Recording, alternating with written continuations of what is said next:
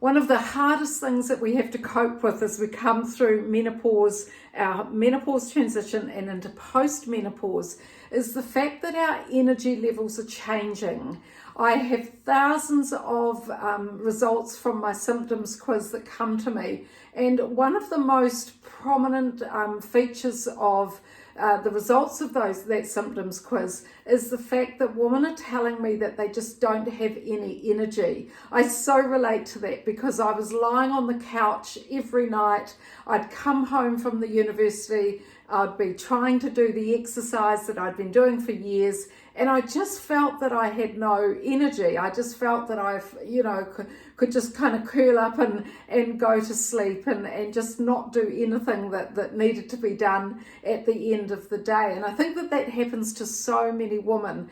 I became really curious about that because for years I've had lots and lots of energy, and nothing's been a problem in terms of my exercise levels and in getting up in the morning and getting on with my day and doing so much in a day. So I became quite frustrated and confused about why I didn't have any energy. And I learned that as we come through menopause, there are changes that are going on to our liver, our gut, and most importantly to the tiny little mitochondrial cells. Now, you might have heard of the mitochondria. I've certainly written about them before, but these are the cells that hold oxygen. They're the powerhouse of the cell. They turn our fats and our glucose into energy, and if our mitochondria are changing as we come through menopause because our muscles are changing, then this impacts our energy. But there are other things that impact our energy as well. One of them is water,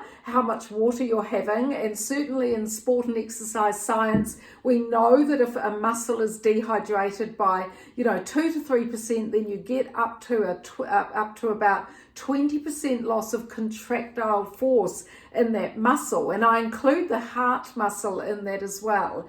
There are major organs that help to regulate our energy, certainly the thyroid and certainly the heart, as well as our muscles. So if we're not keeping on top of those organs, and if we're not having the right fuel that we need to give us energy throughout the day, then of course our energy supplies are going to dwindle.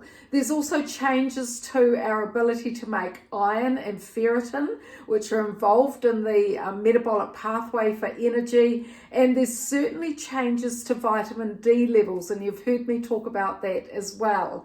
I'm Dr. Wendy Sweet from Menopause Transformation, and over the month of May, I'm going to talk about energy. It's such a confusing subject for so many women as they come through menopause, and it's not just about sleep. I'm going to focus more on the fuel and certainly about how we can turn around our energy levels so that we're not crashing our energy at the end of the day. I know that you want a wonderful, vibrant and healthy, older age, and if we can keep on top of our energy and learn what to do as we come through our menopause transition, and even if you're in post-menopause, then it's really important to understand how we look after our energy. So join me on my newsletter community. Join me. I'm going to talk about it in Instagram. I'm going to talk about it in my YouTube. I'll make some little clips for you. And we're going to have this focus on energy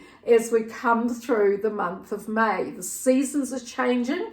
That means that vitamin D levels will be changing with you. So I'm going to talk about that, but I'm also going to talk about food, and I'm going to talk about the right exercise to help our mitochondria do the job. And I'll talk about some supplements that you can do, that you can think about or talk to a naturopath about or your doctor about, that will help you, that are evidenced as lifestyle solutions to help you with your energy levels. I've just come off my health professionals course, and we've been talking about some of the clients that they've been seeing. Of course, my focus is on lifestyle solutions. You might be on all sorts of other medications, and that's between you and your doctor. But what I want you to understand are the very simple but powerful lifestyle solutions that you can put in place as you come through this really important stage of life.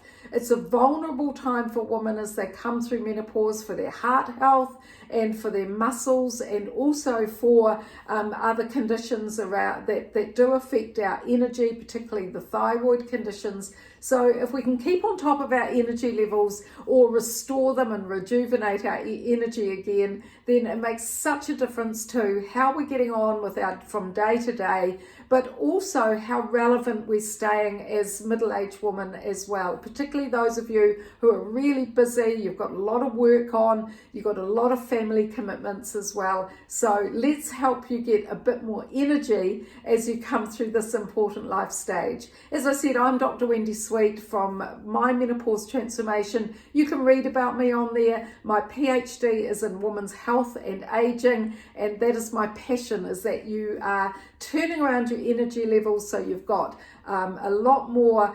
ability to get through your day.